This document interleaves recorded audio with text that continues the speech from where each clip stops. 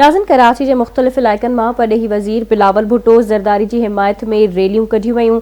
मोदी सरकार ख़िलाफ़ नारेबाज़ी कई वई। उन हवाले से वीडियो लिंक ते मौजूद है कराची मां आवाज़ न्यूज़ रिपोर्टर राजा असगर सोमरो।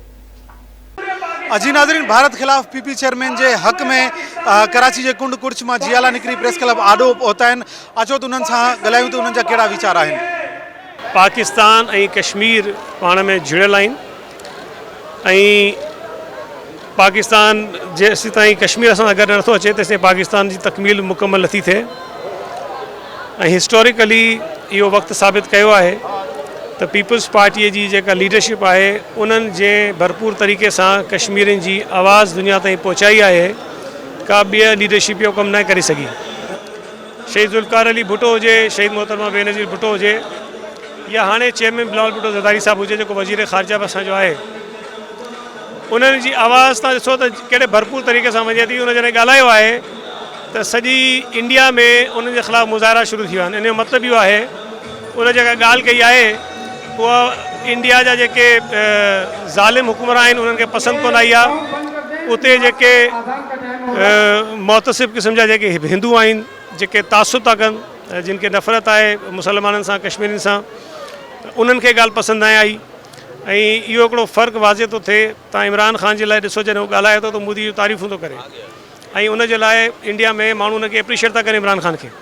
बिलावल जॾहिं ॻाल्हाए थो त बिलावल के ख़िलाफ़ु मुज़ाहिरा था थियनि। त फ़र्क़ु इहो ज़ाहिर आहे त कहिड़ो लीडर आहे हिन मुल्क जो जेको हिन मुल्क जी आवाम सां वफ़ादार आहे, हिन मुल्क सां वफ़ादार आहे ऐं उहे कहिड़ा लीडर आहिनि जेके मोदीअ सां ज़्यादा वफ़ादार आहिनि। भारत जो जेको कसाई वज़ीर आज़म आहे ऐं उन्हनि खे जेको लक़ब ॾिनो आहे, हिकिड़ो कसाई जो लक़ब ॾिनो आहे, उनमें सॼे हिंदुस्तान में जेको हींअर पोजीशन आहे सॼे हिंदुस्तान में तव्हांखे ख़बर आहे कि हिकिड़ो अहिड़ो सिचुएशन थी वियो आहे कि उन्हनि खे पाण यादि थो अचे ज़ुल्फ़िकार अली भुट्टो जी ऐं ज़ुल्फ़िकार अली भुट्टो जे नक्श कदम ते हली उन्हनि जो जेको आहे उन्हनि जो औलाद, ऐं यूं तो चवां त औलाद ज़ुल्फ़िकार अली भुट्टो जो बिलावल भुट्टो ज़रदारी साहब हिन इशू के उथरायो आहे। ऐं आउं सम्झां थो कि कश्मीर जो जेको मसइलो आहे हू तव्हां ॾिसंदो कि जॾहिं भुट्टो साहब हिननि खे उते यूनाइटेड नेशन में तारीख़ी हिकिड़ो पंहिंजो स्पीच उन्हनि में पेपर फाड़े जेको आहे निकिरी आयो, इहो तारीख़ी हिकिड़ो स्पीच हो उन्हनि जो।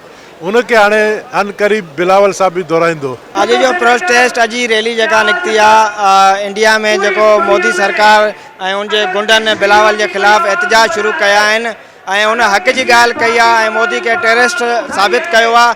उन जे ख़िलाफ़ बिलावल भुट्टो जी यकजहती जे लाइ कराची जी आवाम रोडनि ते निकिती आहे ऐं पंहिंजो भरपूर एहतजाज रिकॉर्ड कराए थी। जी नाज़रीन, अवां जियालन जो ॻाल्हियूं ॿुधियूं। संदन चवण हो तो बिलावल भुट्टो कश्मीरियुनि जो केस दुनिया आॾो रखियो ऐं मोदी जो असल चेहरो दुनिया के ॾेखारियो। जी।